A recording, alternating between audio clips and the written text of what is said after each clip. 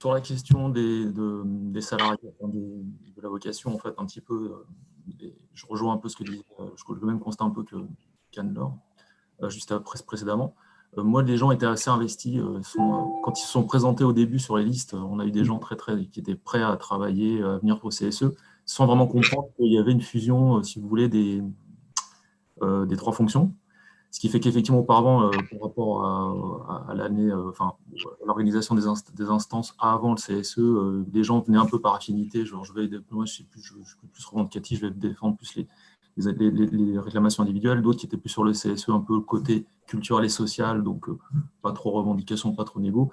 Et la troisième partie sur le CHCCT. Et aujourd'hui, effectivement, une fois qu'ils ont été élus, nous, on a constaté, pas une déperdition, mais un manque d'intérêt pour plusieurs raisons. Donc, du fait que certaines personnes, en fait, majoritairement, toutes les questions d'hygiène et de sécurité, ce qui paraît paradoxal puisqu'on est en période de Covid, se sont désintéressés complètement de tout ce qui est comité d'hygiène et de sécurité, enfin les commissions, tout simplement parce que pour eux, ça leur paraît trop technique.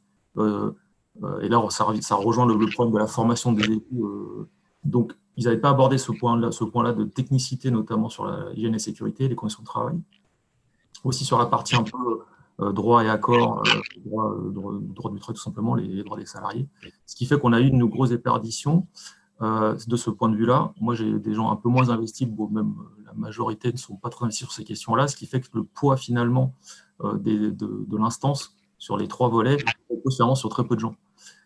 Ça, j'ai compris. L'autre, ce qui a poussé aussi les gens à ne pas s'investir, c'est effectivement le fait que pour certains, il n'y a pas d'heure de délégation, parce qu'on a pas mal de suppléants, mais il n'y a pas d'heure de délégation. Donc, c'est un peu compliqué pour faire leur travail, tout simplement, ce qui fait que ça les a redémotivés. Et donc, aujourd'hui, on a un CSE, en tout cas pour nous, pour notre part, on tourne sur 3-4 personnes. Voilà, on est une douzaine, on tourne sur 3-4 personnes, ce qui finalement... Alors, est-ce que c'est la conséquence du CSE? Oui, mais c'est une des conséquences du CSE qui n'est pas très positive. Et c'est le premier, entre guillemets, défaut que je constate de ces instances, c'est le fait qu'on a moins de salariés investis, même si les gens, au départ, voulaient s'investir. C'est ça qui est un peu paradoxal. Ça, c'est pour le passage au début. Ensuite, sur l'amélioration du dialogue social depuis que ça a été instauré, je n'ai pas vu de grosses différences. Moi, je pense que ça tient surtout aux personnes. C'est vrai qu'on est une équipe un peu ancienne. Il y a eu des nouveaux éléments qui sont arrivés. On est une équipe assez ancienne et je pense qu'on avait déjà établi un dialogue social auparavant qui était correct, qui était bien, en fait, qui était plutôt pas mal, parce qu'on s'est battu aussi pour les années antérieures. Donc ça s'est poursuivi avec le CSE, mais c'est surtout lié au fait qu'on est 2-3 effectivement à pister la direction, qui joue le jeu pour le coup, il faut le reconnaître, mais c'est déjà un dialogue qui a été établi d'avant. Donc, je n'ai pas vraiment vu un changement. Ce qui est vrai que c'est pendant la crise. Oui, ils ont été plutôt très partie prenante, ils nous ont informés. Ça, c'est vrai. Parce qu'on est dans un gros groupe, hein, donc je pense que c'est lié à ça aussi.